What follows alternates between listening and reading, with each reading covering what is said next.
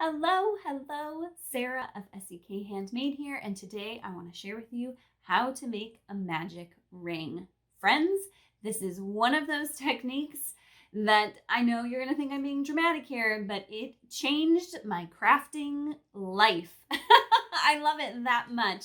Some people can find it a little finicky at the beginning, but with some practice, it's really easy to use. I'm going to give you all the tips so that you can get it just right. Let's go.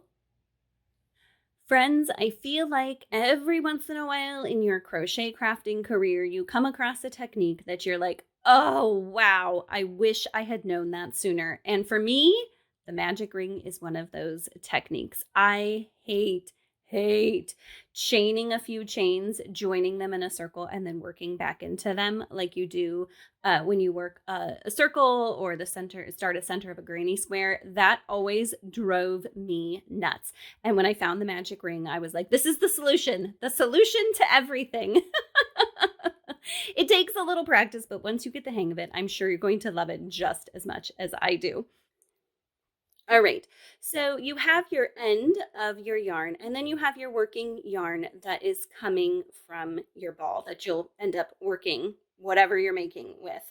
You want to take the end of your yarn and loop it underneath your working yarn. So it is on the bottom and your working yarn is on top.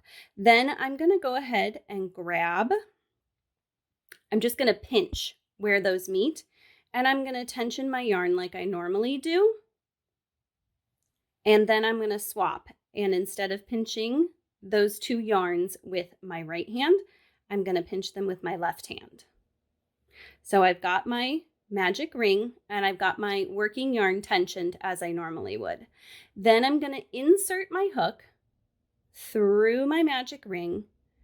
I'm going to grab my yarn and pull it through the ring. Then, do you see how my ring collapsed on me there? This is one of the toughest parts. So I'm going to take and put my pinky and my ring finger inside the ring so that it just holds it open. All right. Then you're going to chain however many chains you need. So I just chained 2, and then I'm going to work some double crochets around through my magic ring. So I'm going back into the center and I'm going to just work some double crochets. All right. And as I work here, I find what is really important is keeping a hold of my ring and keeping it held open with my other fingers. Now that I have a stitch done, I'm not going to pull. The only way I'm going to pull on the magic ring is by pulling my tail here. So it gets a little easier after that first stitch. So I'm just going to make some more double crochets. Yarn over. See, I'm holding my ring open, still pinching with my middle finger and my thumb, holding my ring open with my ring finger. Yarn over, go around the magic ring, and then create your double crochet. And you just keep going, inserting your hook into the center of the magic ring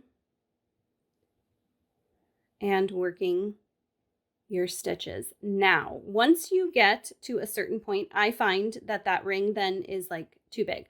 The way you're going to tighten that ring, and I like to do this a little ways, kind of in the middle, you're just going to pull your tail here, and that's going to tighten it. Now, don't go too crazy there because you're still going to want to be able to fit your fingers in there to work around. Work around the magic ring. So let's see. I'm going to work a few more stitches because you need enough stitches to make a circle, right? So keep going into the center. Let me show you one more time, slow motion. Yarn over through the center, pull up a loop, complete my double crochet. And then once I feel like, once you've completed however many stitches and whatever stitches your pattern tells you, you are going to join in the round a lot of times. And so to get my stitches, you can see I have a big, huge gap between my first stitch and my last stitch. You're going to go ahead and take your tail and you're going to give it a tug, and that will close up the center of that circle. And then you can just join with a slip stitch. And that gives you a nice little round circle there.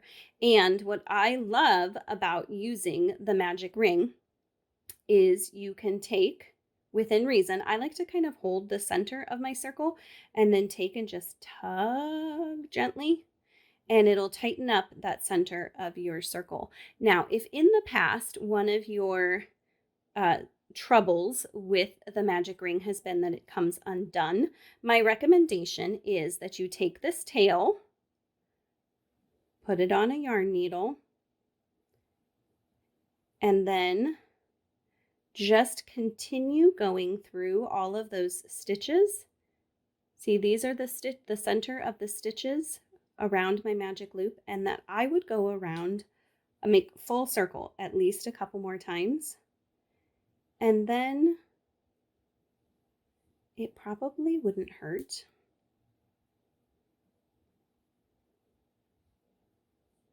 And I just do that a few stitches at a time. And you can see I'm continuing to tug to make sure that my center stays nice and tight. If you leave a nice long tail, it's not hard to go around a few times. I also think sometimes, depending on how many times you go around, it gives a nice little plushiness to that center. And then if you were really worried, or if you've had trouble in the past, you could go ahead and weave your end through some stitches, just up and down and back and forth, to make sure that it really, really stays in place. And that is how you create a magic ring. I hope with some practice and all of my tips and tricks that you will use and love this technique. It is definitely one of my personal favorites. It is always my goal to help you grow confidently in your craft. If you felt that this video did that, I would love it if you would subscribe and turn on notifications, like this video, and maybe even share it with a friend who might also like this technique. Be sure to check out the description below for all sorts of places to follow along and other videos and patterns that you might find helpful and fun. Subscribe to my newsletter if you would like to be made aware of all news SEK Handmade related. Thank you so much for joining me today, and happy crafting!